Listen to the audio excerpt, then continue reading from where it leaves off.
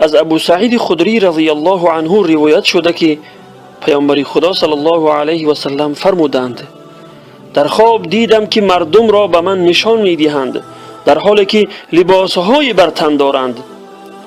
از آنها کسانی بودند که لباس‌هایشان تا سینه‌هایشان بود و تعداد نیز بالاتر از آن. و عمر ابن خطاب عبور کرد در حالی که لباسش بر زمین کشیده میشد، یعنی لباسی درازی داشت که از جهت درازی آن را به زمین میکشید. حاضرین گفتند: یا رسول الله، تعویل آن چیست؟ ایشان فرمودند: آن دین است. یعنی پیامبر خدا صلی الله علیه و سلم لباس را به دین تعویل کردند. روایت مسلم.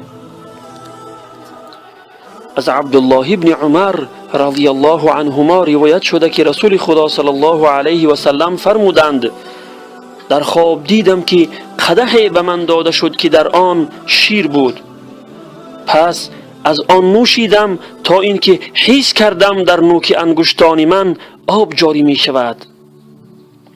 این لفظ پیامبر خدا صلی الله علیه و سلم کنایه از سیراب شدن است. سپس باقی شیر را به عمر ابن خطاب دادم. حاضرین گفتند: آن را چی تعبیر می کنید یا رسول الله؟ ایشان فرمودند: آن علم است. یعنی پیامبر خدا صلی الله علیه و سلم شیر را به علم تعبیر کردند. این دو حدیث دلالت بر وجود دین و علم در عمر فاروق رضی الله عنه می کنند و اینکه او از جهت وجود علم و دین از دیگران افضل است.